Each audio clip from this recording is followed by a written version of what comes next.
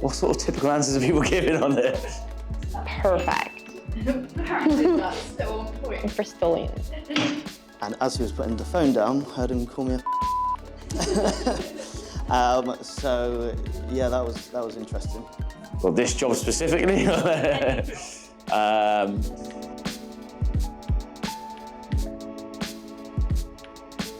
My name is Debs, and I'm a senior account manager. I'm Isaac, I'm a delivery consultant in 5e Video, so essentially supporting candidates across the whole recruitment process for various different companies in the video industry.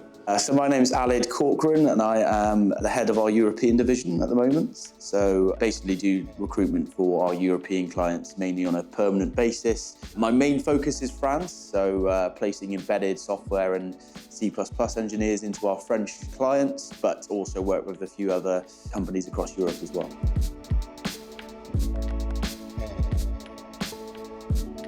I think how easier it is than it looks to approach people and everything. There's this big bias that people don't want to talk to you or anything, but if you just give somebody a good reason to speak to you, then it's fine. It's just a conversation with someone. I suppose in this industry specifically, how sort of integrated we are into the video industry as a whole, going to sort of the networking events, getting to know all the right people and having to have a full understanding of the whole sort of ecosystem as a whole. Well, probably the most surprising thing is just, generally how much work you have to put into it. I think recruiters get a bad rep sometimes of how we just send CVs and we're just a bit of a farmer for CVs essentially. But, the time we take to build relationships and network with candidates and clients is, quite significant. So, just the general amount of work you need to do in order to do a placement is a lot more than what many people think.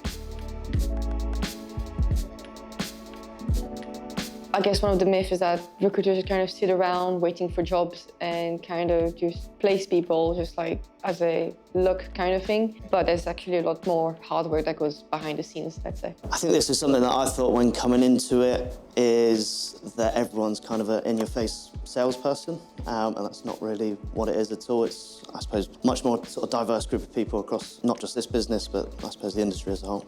That were lazy. Some of the people I work with, the hardest working people I've ever met. Your contractors' hours are 8:30 till 5, but I don't really see anyone doing those. Some people always say it's the best paid overtime when you're working past past your finished time. But it's just, we're not lazy, we work really hard, and sometimes we get paid for it, so it's good.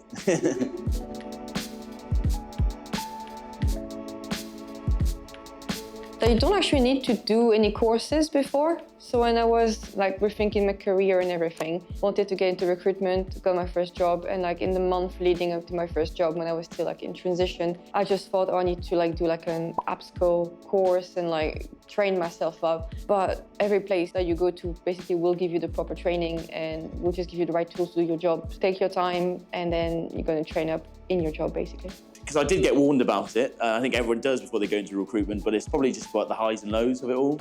When you're on a high and you're doing lots of deals and it's coming easy, then recruitment's the best job in the world. But most senior or experienced recruiters, I find it isn't always like that. It's not always sunshine and rainbows. It's being able to deal with the negative things that happen and being able to pick yourself up over and over again, and just knowing that if you keep at it, you'll be back on top again. So just dealing with that, really.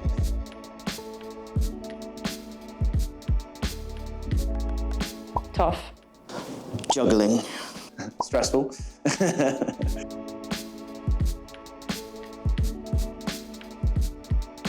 I think kind of getting people in that didn't really have kind of the right skills at the time. In my previous role, it was quite difficult to find the right kind of people. And you hear from, a manager that you can be more lax about requirements, and then another one will tell you, no, this is more important. So kind of go with what you feel is right instead of taking it, to the letter from one person or another. And then usually you'll be on the right track. a candidate to book in an interview, and it was just someone with the same name. It was a completely different candidate and had no idea what I was talking about, and then quickly realised the mistake I'd made. So. Yeah, I think classic one actually is just where I'd had a candidate which I'd been sending to a few clients. He was at sort of later stages with some of my clients and I didn't send him to a position because I just thought he'd be getting a job with one of my other clients. But unfortunately that didn't work out, and I found out then a few weeks later he'd been sent by another client to that another recruiter to that client, and he ended up getting the job. So that quite early on in my recruitment days, and it just taught me a lesson of, you know, if you think they're suitable, just send them and don't miss out for that reason.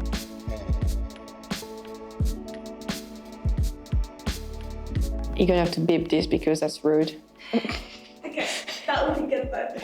Yeah, probably just like somebody who applied to the job, call them up, say, "You want to talk about this position?" "Oh, I don't have time. I'm not interested." So you send me your CV and said you were interested and you really wanted that job. And then I called them back and they were like, "Oh yeah, sorry, I forgot about that." It's like, okay, so still me or not? Like, yes, it's not quite right. But yeah, we move. It's just about people, so it's fine. So it would be a candidate. I'd put him forward to a position, was discussing sort of next steps with him, that we'd go through interview preparation, etc. And as he was putting the phone down, heard him call me a I had a client I've been trying to get hold of once, and this has probably happened quite a few times, but, you know, after calling him numerous times over several months, he finally answered the phone and all he said was and then hung up and never heard from him again. So probably got lots of stories like that, but always sticks to my mind is in my first sort of year of recruitment. So it was quite an interesting one, but, you know, you can't win them all.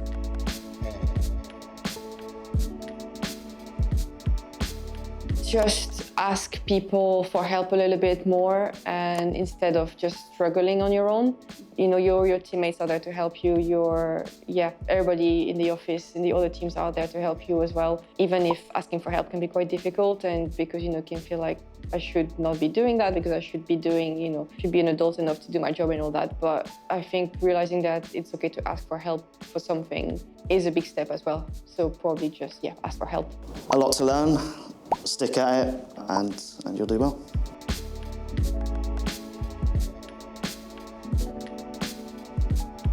I think everything to do with like corporate jargon, I think really gets me. It's like we have normal vocabulary we can use. We don't have to put our ducks in a row and circle back, go for the low-hanging fruits. We can just use normal sentences. Not everything has to be corporate jargon. I think that's an egg. Lawrence Hodgson talking about the weather every 20 minutes to whoever he's speaking to on the phone. Probably when everyone's got their own buzzwords, haven't they? But it's when people say the same thing over and over and over again. I think there's a lad in our office, I wouldn't say his name, but for the first sort of few months, he probably said the word ultimately about 20 times on every call. And then we'd have like a checklist going around how many times he would say it on a call. And luckily he doesn't do it anymore, but yeah, when people have got that specific buzzword, it does get to me sometimes, yeah. Cool, thank you. Woo! Yay. Thank you so much for doing your part. Welcome. Lovely. Right.